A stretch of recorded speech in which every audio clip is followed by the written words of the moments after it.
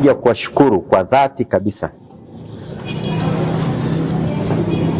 Nyinyi wenyewe mliorganize kongamano la kuombea taifa na kuombea uchaguzi, tukakaa pale uwanjani, mkaifanya kazi ile kwa mapana kabisa na kwa wazi, na mkasema maneno mengi ya busara mazuri, lakini mkaomba.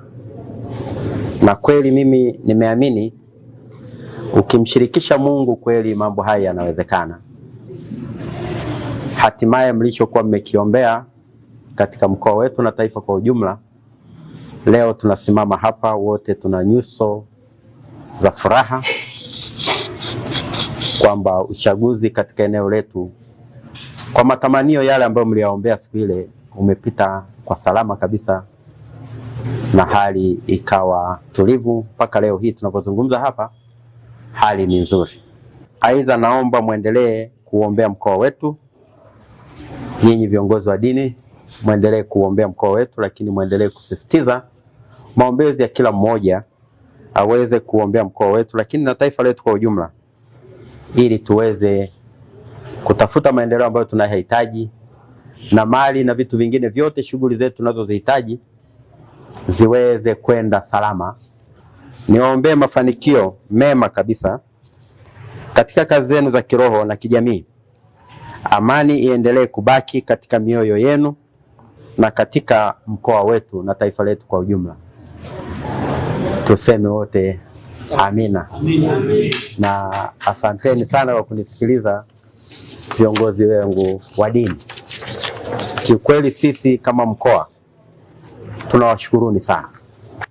Kama nilivyowaambia viongozi wa dini, viongozi hawa wa kamati ya ulinzi na usalama wamesimama kidete, na wao kwa kweli nichukue nafasi hii kuwashukuru kwa dhati kabisa.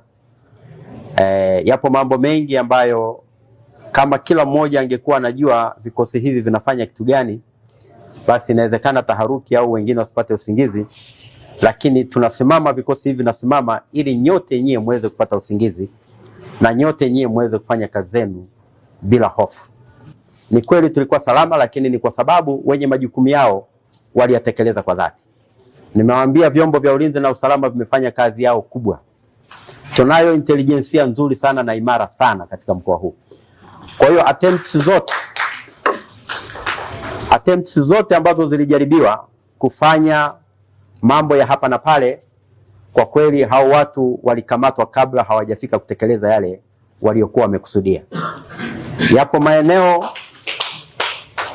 maeneo vyombo vyetu viligundua watu ambao wana nia mbaya, wamepanga aidha kuchoma moto au kulipua.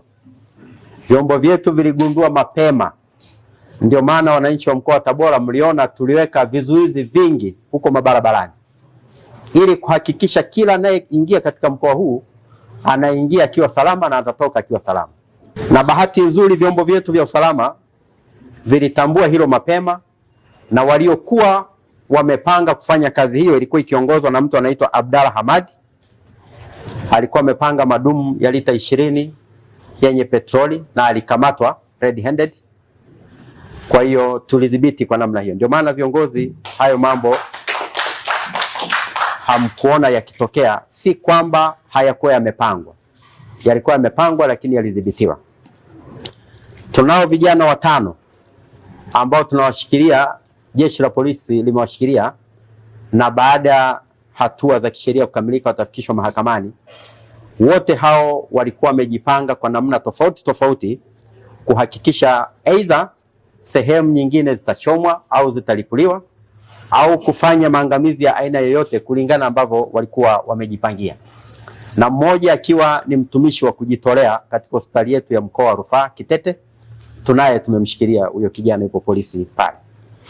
Kwa hiyo na wengine wapo ambao tunawatafuta, baada ya kuona wenzao wamekamatwa, wao walikimbia. Hatujui kama haya yangetokea nini kingetokea. Je, ni maafa? Ni maangamizi ya aina gani? Kwa hiyo tutaviomba vyombo husika, polisi na majeshi mengine, naamini taratibu zinaendelea za kisheria. Muda mfupi kuanzia leo tutawafikisha mahakamani, na ninyi mtaona, na vyombo vya habari hivi vitarekodi matukio yote mpaka kesi zao zitaendaje. Baada ya kuyasema hayo, ndugu zangu, mimi niwashukuruni sana kwa kunisikiliza. Mungu ibariki Tanzania, Mungu ibariki Tabora. Asanteni sana kwa kunisikiliza.